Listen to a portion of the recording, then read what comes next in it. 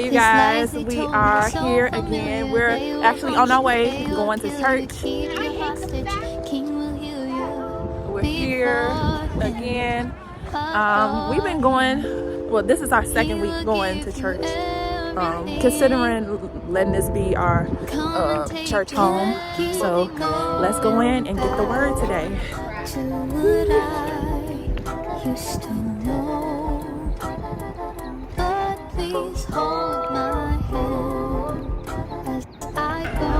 Okay, so now we just checking in the kids into Children's Church, Kingdom Kids Children's Church, and the line is gonna be long, and because the 8 o'clock sermon just ended, so we are it's just a big transition. People are getting their kids from the first service, and we just off to the side just waiting. But yeah, this church is actually a really, really nice church. I've known about it for quite some time. My stepson, his mama actually sings here, so we're not completely alone. Excuse me. We're not completely alone when we come here. Everybody is so nice, so chill. It feels like family. It feels like home, and that's what the major qualities that I'm looking for when I'm looking for a church. And also, is the pastor teaching the word the best he can, in which he is. And another thing, the pastor is so freaking hilarious. I love him. He definitely knows how to capture and captivate the whole entire congregation. I love the pastor. Another thing that I really like about this church is that it's really, really big. So there's a lot of different stuff that they got going on, different activities, events, resources that they offer. Also, if you want to volunteer, I just want to find my community. But here's some clips of the sermon. I hope you guys enjoy.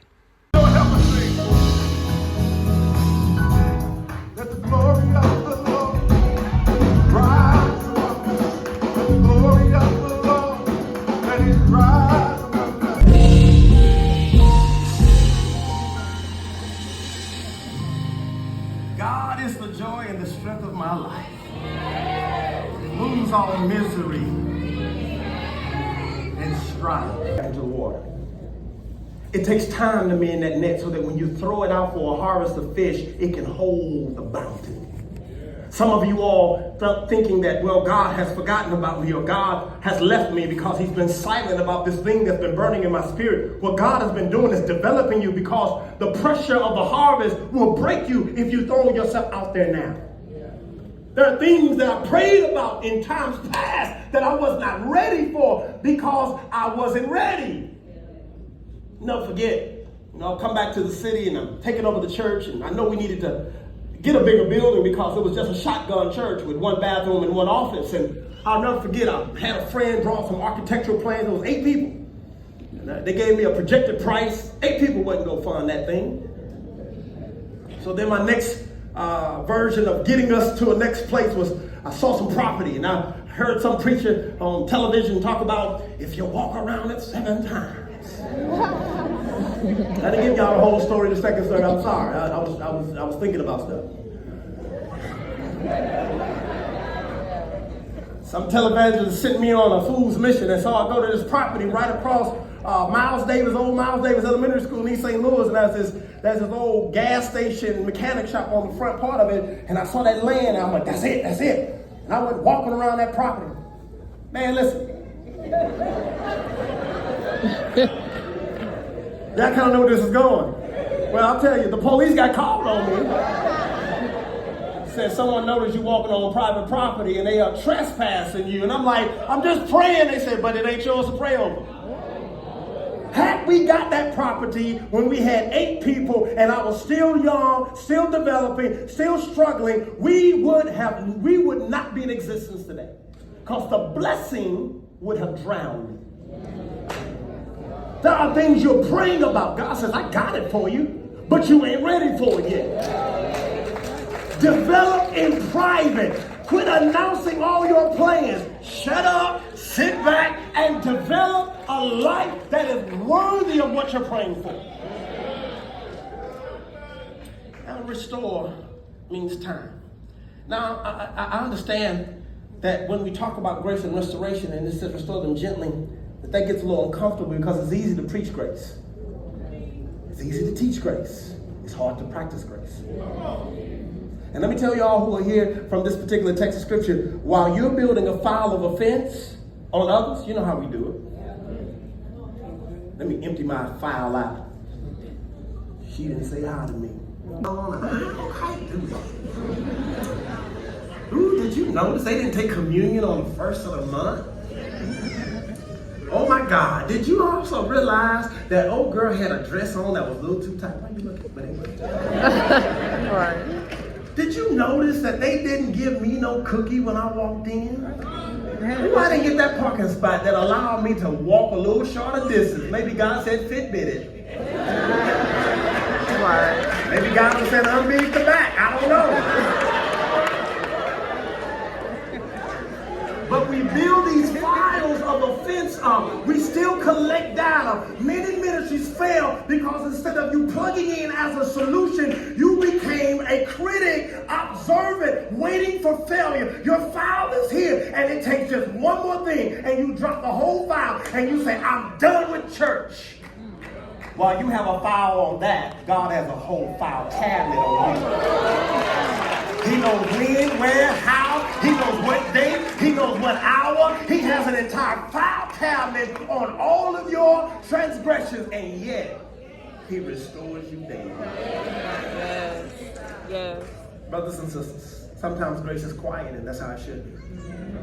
Sometimes grace is quiet, and it should be quiet. Everything shouldn't be loud. Because when you get too loud, you draw the wrong attention towards your growth. And brothers and sisters, I need to really be mindful of this growth thing. But notice in Proverbs 24:16, it's not in your handout, it'll show up on the screen. This is the principle that sometimes God takes you off the radar because guess what? This is what Proverbs says. Though the righteous falls 7 times, he rises again. Now, I know some of y'all read that and you're like, well, he didn't really mean that. Man. Like, righteous? No, the heathen falls 7 times. The righteous. The Bible thumping, fasting and praying, singing of the Lord, righteous. How many times they fall? 7 times. But they rise again. My mission today is twofold. I want to get you to come alive in grace. I want you to rise. Some of y'all have given up. Let's just be honest. You stopped dreaming. You quit believing what God said. You stopped praying for real. You come into church kind of just to check a box. You're kind of not really into the life of grace because you've been wounded and hurt. I'm here to tell you, rise again. I'm here to tell only a few of you all who have been thinking about ending your life, rise again. Some of y'all are dealing with external pressures that I cannot possibly begin to reconcile. I'm still here to tell you to rise again. Some of you are dealing with generational curses, generational bondage, generational evil that you are now called to break, and you are overwhelmed. And you feel like bowing to it. Rise again. And so with that being said, brothers and sisters, I think often we write off people too quickly because we don't see redemption in the scope of their timeline, because we don't see how God's going to use them when they've messed up so bad. And I believe that some of this is, and I warned the church about this in the first few services, about what we have to do, especially those under 35 who are here and under the sound of my voice. You have to know that there is a spirit of religiosity that's trying to trap you into performance-based righteousness. These people are loud, they turn their phones to their faces, and they give you this idea that you have to be more holy in order to not miss God's blessing. I was watching on Facebook, I just saw this because I was doing the skim through of Shadula, and I was trying to figure out what people say, and I came across this video that this lady shared on her page, and it was about a lady who was crying in front of this phone, and she was crying, and she was really, really emotional, and she said, I've been in church all my life. She was 34 years old. I've been in church all my life. And I finally heard the gospel. She says in her church religion, I thought it was how holy I was that made me saved. I thought it was my dietary restriction, because that was her church's background, that made me saved. I thought it was all the stuff I did not do that made me saved. But when I came to the full knowledge that it was the grace of God that saved me and not my works, that it was what Jesus did on Calvary that secured my spot, all of my works fade away. And young folk, you've got to hear me loud and clear. It's old, rank, stank oil that's trying to reinvent itself. You know, one of the biggest problems with grace is bad holiness teaching. I'm coming for this demon. I was born and raised in a holiness church. Born and raised where everything was sin. Everything. So bad, we were sports kind of guys, we weren't allowed to play baseball, because in baseball, you had to steal bases. And the Ten Commandments say, or, am I right? Serious. It was that strict. We had to ask for permission from the bishop if we were playing basketball. They wouldn't let us play basketball in shorts. We had to wear sweats. Because if we show our legs, some young lady will see these sexy legs, these fine legs, these stout legs, these divine legs, and give up her faith. I was that big. But nothing I said before legs meant anything true. So sin conscious that everything was sin. Going to the movies, sin. Having a TV in your house, one-eyed devil. Having a telephone, that telephone. Now all them jokers that made such strict laws, they got 8 TVs, they go to the movies all the time, they got 4 cell phones, a house phone. You say some of them still got the dial phone. The rotary. What happened to it being holiness? See, when holiness is based off of man's definition, it changes every year. And it exhausts the practitioner because you don't know what else you gotta give up. And some of y'all, let's be honest, especially our young folk, and you're in that place where you're like, man, my hormones are all over the place. Those people appeal to you because they give you all of this works righteousness. Fast more, read the Bible more, do this, go to my conference and slay your flesh and kill your flesh. They get in front of their phone 5 a.m. And God, I pray against the lust of the flesh. I pray against that sexy man that's in her mind. That sexy girl that's in his mind. Jesus. With water glisten all over.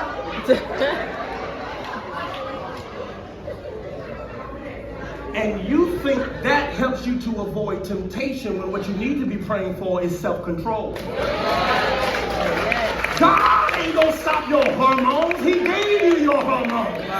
You need to know how not to put yourself in compromise. Quit making out, quit touching.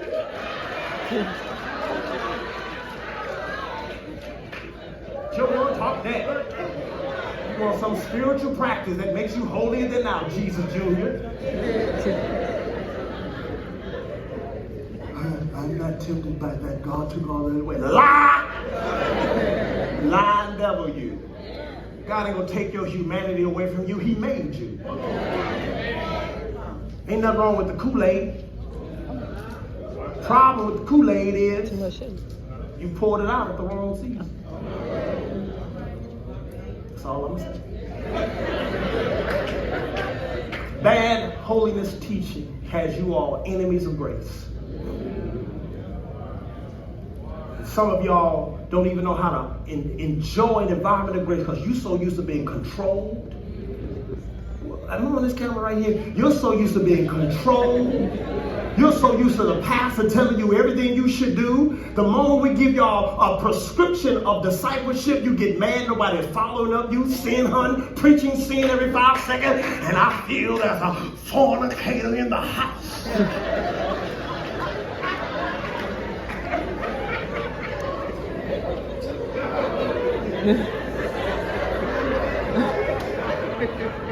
If you're doing evangelism right, there should be smokers, drunkards, fornicators, adulterers, liars, cheaters should be in the church.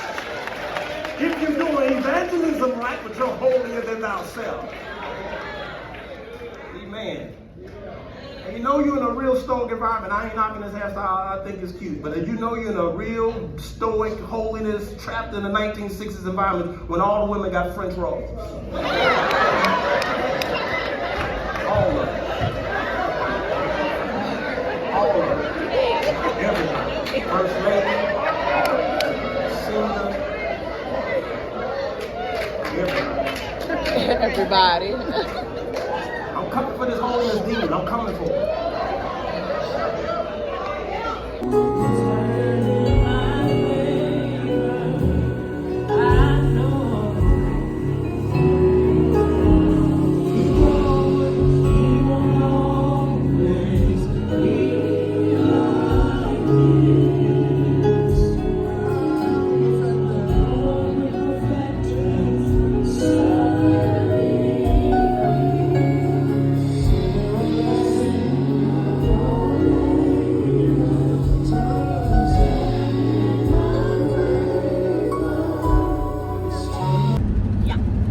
Okay, so we are out of church. That was a really good sermon. I really enjoyed it. The pastor is hilarious. I love his preaching style, and you know, he always knows how to captivate and definitely tell a story. So I am 100% invested into being a part of the church and stuff like that. The kids, they enjoyed themselves too. My son is having a hard time being more social with the others. Not right, son. Hey. As you can see, new baby, she is knocked out. But yeah, today was a good day. Very, very good sermon. Candy ring. Talking about grace. And how God's grace is unmatched, and so say hi, you guys. Say hey. Hi. But now we finna go ahead and go home, get something to eat. I would get something or whatever, but we got food at home, so we're gonna go home and we're gonna eat what is leftovers. There's no leftovers. There's pizza. Daddy said you can have his pizza, so we're gonna go home and eat that. There's still no leftovers. And I actually got something left over too, so we're gonna go home and eat that instead of having a bad day. purchasing brand new food. We got old food at home, Look at my leftovers. candy line. All right.